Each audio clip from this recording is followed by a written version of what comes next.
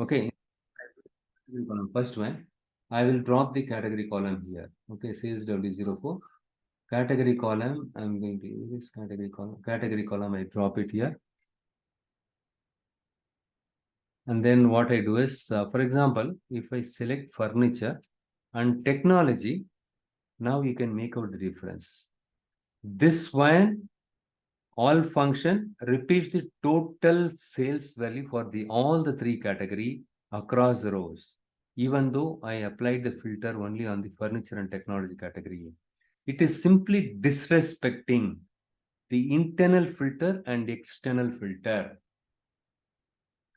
You either use a default filter or use an explicit filter. I will still show the total sales for all the three category only, man. That is what he is doing it. But what this guy is doing it, but when I unselect this one, I can see the same behavior. But when I apply the filter, after applying the filter, we can make out that these two are not same. Okay, what is this? It shows, it gives me the total sales for the visible categories. What are the visible categories here? Only for furniture and technology. What is the sales? Total is 83. This is the one gets repeated across the rows, right? Here and here and here. But what happened this guy? He says, no matter what you do, I will remain what I am. Some people are like that, right? You cannot change me, right? So you simply remove the filter, the default filter, you removed it, and the explicit filter also, it remove it.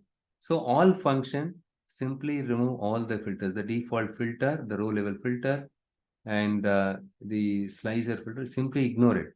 It repeats the same total sales across rows. The total sales for all the three categories. Whereas here, for only the selected category, it repeats the total sales across rows.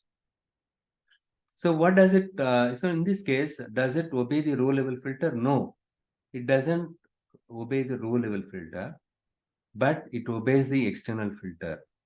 Okay, furniture and technology, whatever the totals is, it displays across the rows, fine.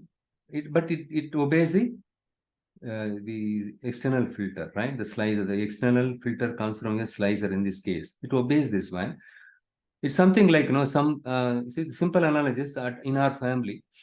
Let's our brother or someone, right? You will not listen to our parents' advice. But when somebody from the outside, if they give, they will understand. They will obey them, right? They never obey the family members. Outsiders they obey. But this guy, he never obey the family members. He neither obey the family members nor obey the external. So these people are uncontrolled people, right? These people are, at least you can ask someone to control them, right? Give some advice, and the same principle you apply it here. It obeys the external filter which comes from a slicer, but the internal filter, it is the row level filter, the default filter, it simply ignores it. Instead, it repeats the total sales for the visible categories across rows. In this case, no matter what you do, I will show all the three categories total sales across rows. You cannot change me. You understood the difference between these two. So the definition here is, what is the difference between all and all selected functions? All functions simply ignore the default as well as any external filter. Whereas the all selected function, it obeys the external filter. But for example, I have slicer. It obeys the external filter, but it simply disregards the default filter, row level filter. Okay, but it displays the total sales for the visible categories across the rows. In our case, the first, in my visual, the first column is category column. So, here we have two categories for the two categories. So now the question is,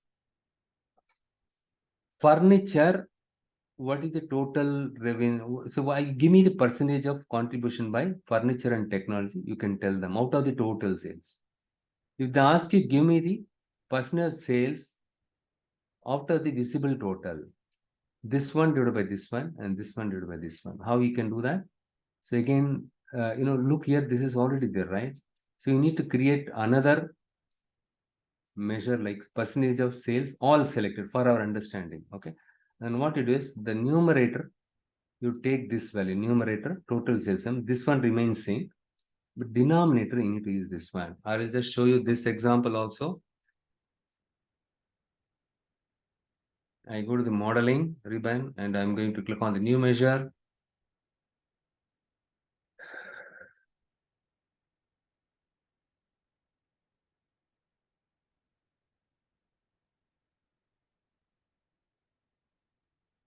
Percentage of sales, all selected for your understanding. Okay, and here M is equivalent to calculate total sales. Sorry, not this one. Total sales M, comma, what is this? All selected. That's all, guys. Instead of all function, all selected. And here I'm going to say the category column, sales W0 for category. That's all. Instead of all selected function. Okay, sorry, it is not calculate. Extremely sorry. No, I'm feeling sleepy. Okay, good. Divide. I need to wash my face. Divide function, the numerator, and then the denominator is already we have the all selected, right? That measure we created it, all selected. All selected. This is the one, comma 0. Okay, in case of any error, return 0. Okay, don't throw error. For that purpose, we put the default value 0. Okay. So, but here it gives me another percentage. Now I need to use this one, percentage of sales. Percentage of sales, all selected. Yeah, percentage of sales, all selected. Yeah.